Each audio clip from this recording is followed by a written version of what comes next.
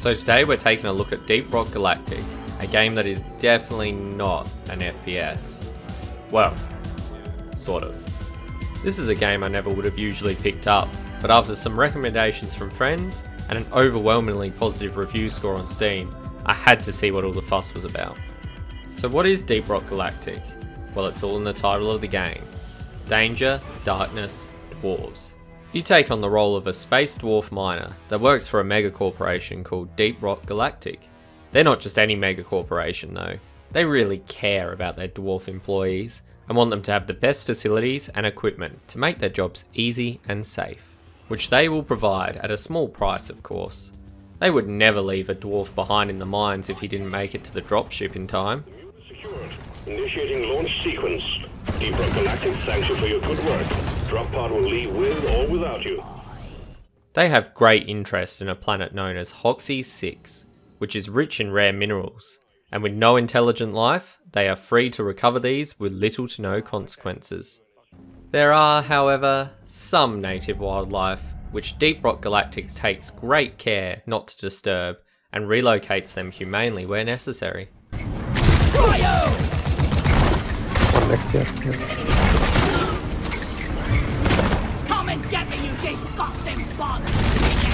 Yeah! The dwarfs are also paid way above the award rate for their services and can spend their plentiful credits aboard the fully optioned Deep Rock Galactic mining ship.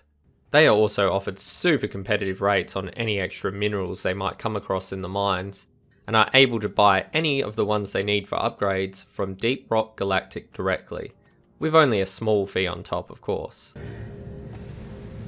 By the beer, that was expensive! Deep Rock Galactic is definitely a dwarf dream workplace. Definitely. You'd be forgiven for thinking this was just a Minecraft clone with guns at first glance. That's definitely what I thought, but it's so much more than that, and it's really its own thing. After first loading up the game, you complete a short tutorial and are then chucked into the mining ship, free to do what you want. Oh, everything is locked. I can't even get a beer. Guess I'll go mine something then? So I lobbied up with a couple of mates and off we went, down into the mines. What followed I can only describe as confusion and terror. Light! He's a shellback. Oh, threw a grenade! Oh god, it's big, it's big! Speed limit set too slow! Boys! Oh my god! Sentry, sentry! Suck on this, you freak of nature! This game does not hold your hand at all, and explains very little to you. You're left to discover things on your own, which really works in its favour, and even at 30 games in, it felt like we were always encountering something new, or coming across a situation we hadn't dealt with before. There's a spitter, and... Oh, what? A weed? What's a weed? I don't know, it's big though. This is mainly down to the levels themselves. All the levels are procedurally generated and fully destructible, so no two missions are ever the same. This is procedurally generated done right as well. I always get worried when I hear those two words, because it can go very, very wrong. No Man's Sky, I'm looking at you here. Thankfully, that's not the case here. I haven't run into any game break-in jankiness, and most of the levels make sense with all their placements. There are some levels I've come across where objectives are hard to get to or far away, but you can usually tell what you're in for before you even load into a level, which is displayed down the bottom. Level 1 complexity means a cave is going to be pretty linear, with not a lot of hard to reach places. When that's cranked up to level 3 however, you're probably going to want to bring a scout and engineer to navigate the level, as some of these have super long drop-offs or are really hard to get around in on foot. There's also the feet down the bottom too, which represents how long a level is. Not many feet and the level will be quite short. 6 feet and the level will take a long time to navigate, sometimes 30 to 40 minutes depending on how quick you are. These are both randomly generated and change around every 20 minutes or so. This system works really well as you always have a bit of an idea of what you're in for before committing to your class, which allows your team to plan ahead. There is also a hazard level, which you can pick before you start. Low hazard level and there will be less bugs trying to eat you. but you get less of an XP and mineral bonus. Crank that all the way up to lethal, however, and trying to navigate the map will be the least of your problems. Okay, I'm out of here. Ah, I got. He got me. Oh, I'll heal myself. Sorry.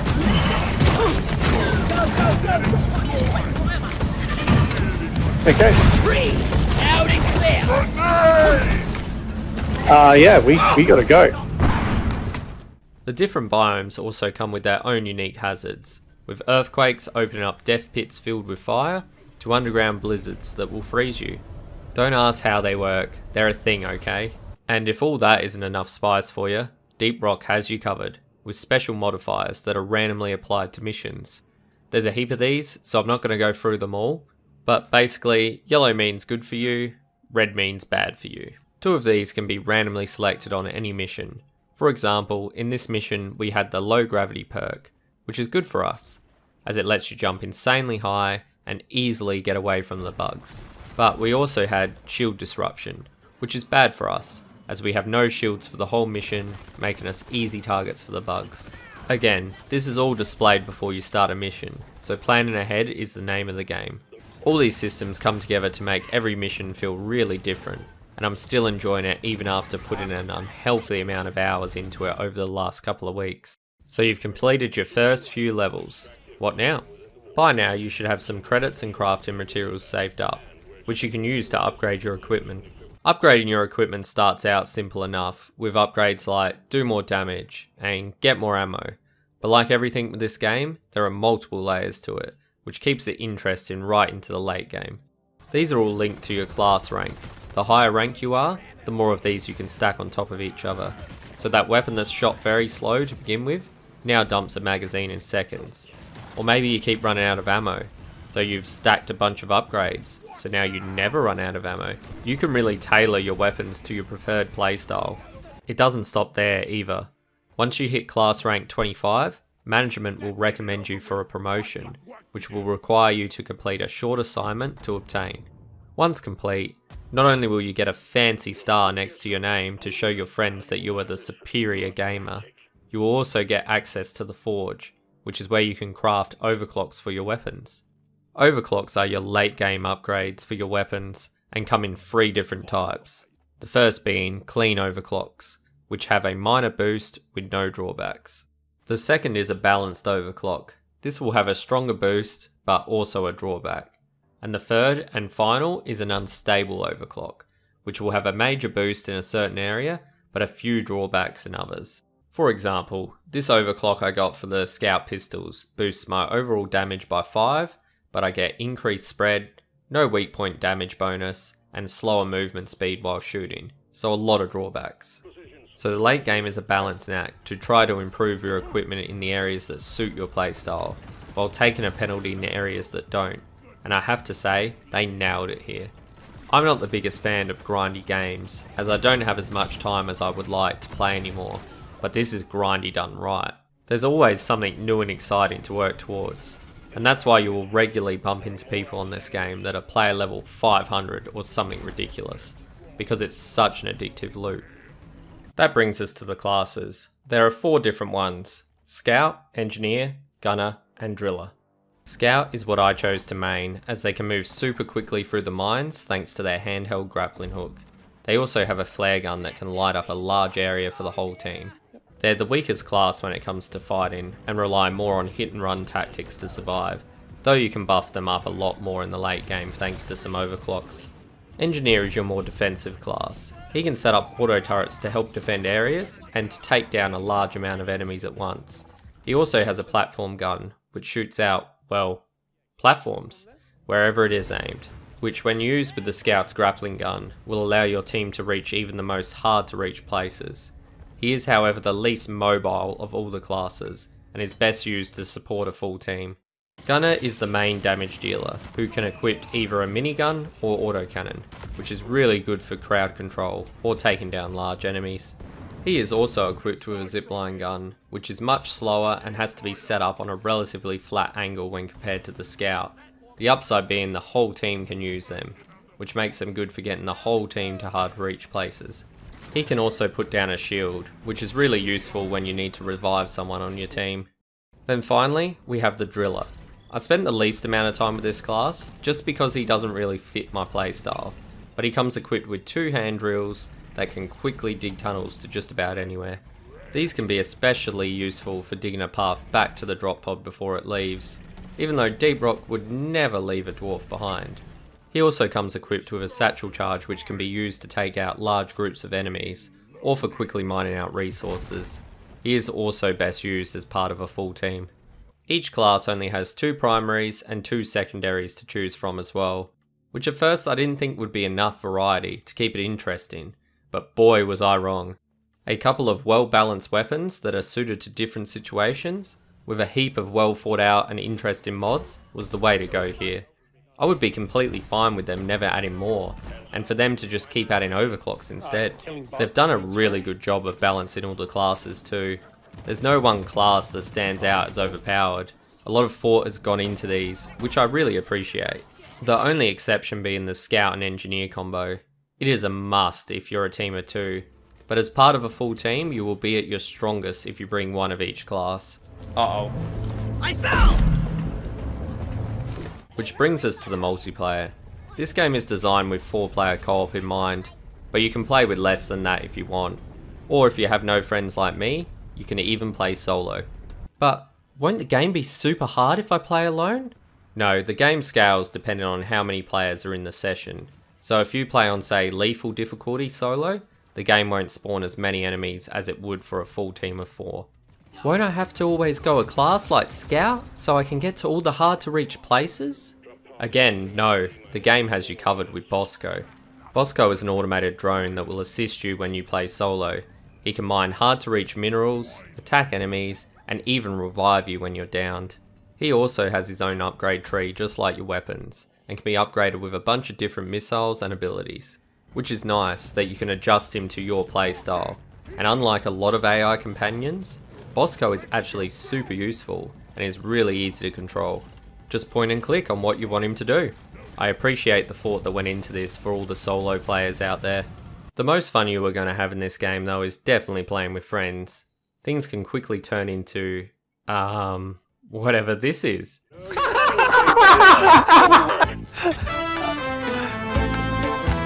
Get in the circle, get in the circle. If you don't have any friends that play, you can always join random servers, which I did a lot, and the community is really friendly and helpful, even towards new players, which was a nice surprise. You don't even have to use a mic if you don't want to. It's super easy to communicate with your team just by using the ping system. So, what do you actually do in this game? Well, there are 7 different mission types, which I won't go through them all, as they're pretty straightforward and self-explanatory. Instead, my favourite and least favourite. First, my least favourite, escort duty, which is a fucking escort mission. Your goal is to maintain the drill dozer till it reaches the Omeran Heartstone, and then defend it when it's drilling into it. You're going to want to stay as close as you can to this thing while it's moving, because the less of your team that's near it, the slower it goes, and my god it's already slow enough. It will also run out of fuel along the way, which can happen twice in a mission. You will need to pull out the 2 fuel canisters and refuel them to get it going again. While this isn't the worst escort mission I've ever seen, it does get really tedious, especially if you're with a team that doesn't know what they're doing and aren't staying near the dozer. I've also had a team wipe in the last cave more than once, which means you have to go back to start the whole mission again. Please, don't make me go back. I really didn't like this mission, and was only doing them if I had to for an assignment. My favourite on the other hand. Dude, this pipe is sick! This sick, bro! Oh, yeah, I actually love this, eh? This is on-site refining, which drops a central platform onto the map, which you then have to build pipelines from to the Morkite wells, randomly placed around the map. Once all of these are connected, you have to defend all the pipelines from waves of enemies till it's done pumping. Oh, and did I mention? You can slide on top of the pipelines, which is a super fast way to get around the map. I always found myself making these as crazy and as complex as I could, just so I had more time to slide around on them. This mission is super fun, especially with a full team. and allows you to come up with some crazy defensive positions, or to just have a massive battle with the bugs, and I still really enjoy these even at 80 hours in. Let's talk about the visuals, which I can best describe as a bit blocky. Technical, I know.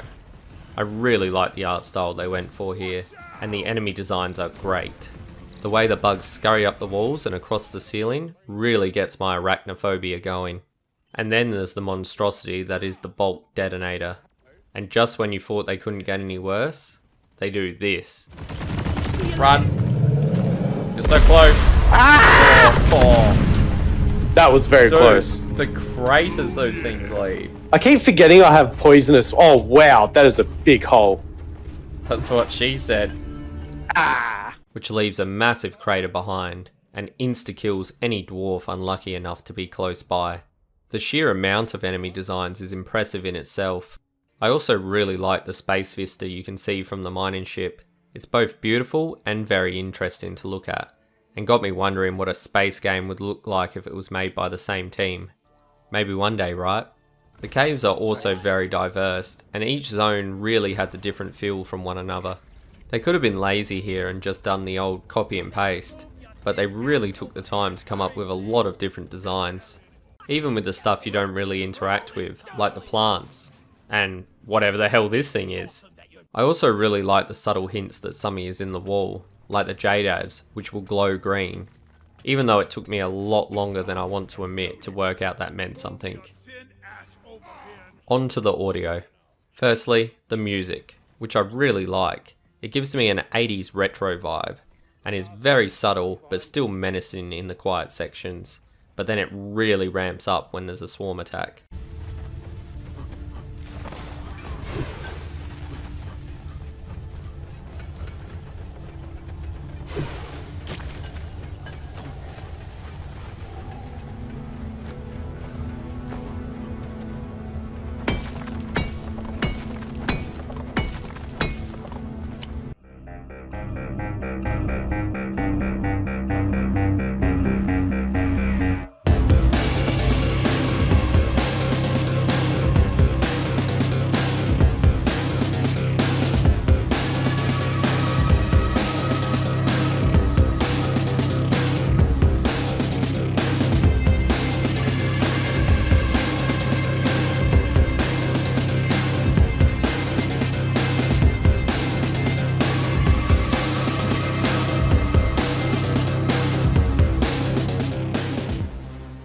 I do have one issue with it though. The music only seems to ramp up in swarm attacks and machine events, but when you enter a boss battle or there's just a lot of bugs attacking you, you're left with the same really subtle, slow music, which leaves these moments not feeling as tense as they should.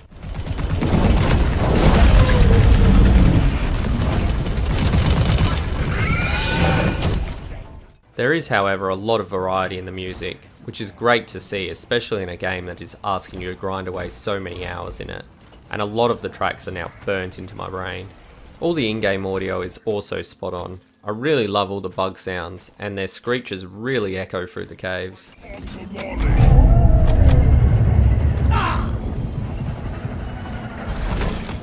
It's also really easy to identify special enemies just by sound, which I think is really important in a game like this, where you have hordes of enemies on screen at once.